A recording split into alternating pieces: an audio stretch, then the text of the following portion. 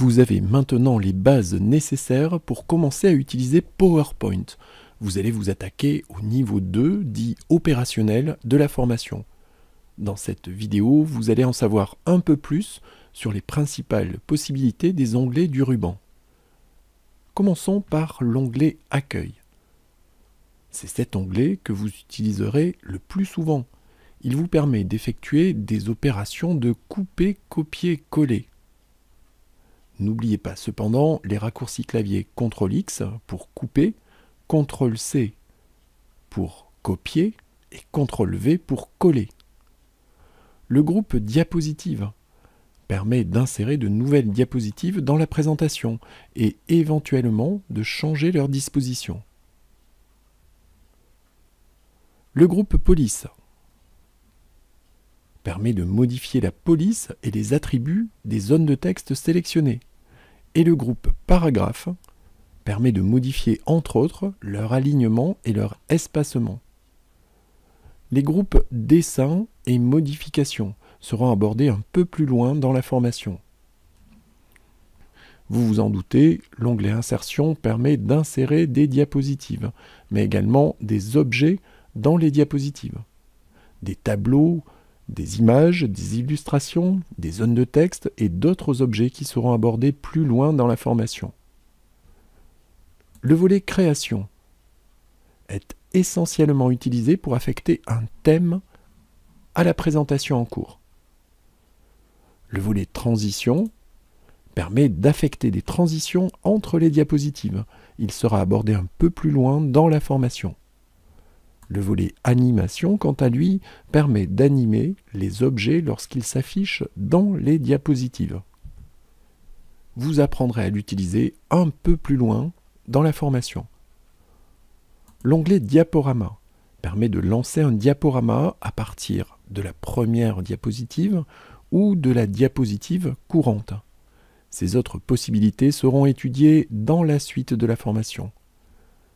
Les volets révision et affichage seront également étudiés dans la suite de la formation. Pour terminer cette vidéo, rappelez-vous que des onglets complémentaires apparaissent lorsque vous sélectionnez un objet dans une diapositive.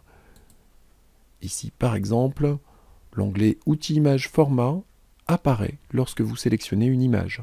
Ces onglets complémentaires permettent de mettre en forme l'objet sélectionné. Ils seront étudiés en détail dans la suite de la formation. Nous allons terminer par l'onglet Fichier. Il donne accès à un écran de paramétrage appelé Vue Backstage qui occupe toute la fenêtre de l'application. Par son intermédiaire, vous pourrez accéder à des fonctionnalités telles que l'ouverture, la fermeture, la sauvegarde, l'impression et le partage de la présentation en cours d'édition. La commande Information donne accès à des informations sur la présentation.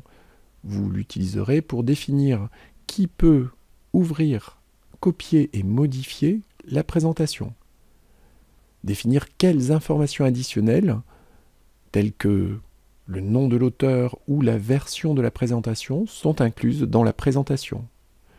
Vous l'utiliserez aussi pour vérifier l'absence de problèmes sur la présentation.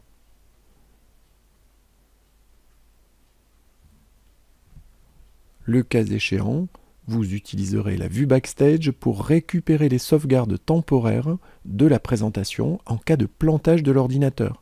Ces sauvegardes apparaissent dans la partie inférieure de la vue Backstage. La commande Nouveau permet de créer une nouvelle présentation vierge ou basée sur un modèle de conception. La commande Ouvrir permet d'ouvrir une présentation récente, une présentation stockée dans les mémoires de masse de l'ordinateur, dans votre espace OneDrive ou sur un autre emplacement web. Les commandes Enregistrer et Enregistrer sous permettent d'enregistrer la présentation en cours d'édition sur votre ordinateur, sur OneDrive ou sur un autre emplacement web. Ces deux commandes sont équivalentes lorsque la présentation est sauvegardée pour la première fois. Par contre, si la présentation a déjà été sauvegardée, la commande Enregistrer met à jour la version enregistrée et la commande Enregistrer sous permet de l'enregistrer sous un autre nom. La commande Imprimer est utilisé pour paramétrer l'impression et pour imprimer la présentation. Les autres commandes seront étudiées un peu plus loin dans la formation.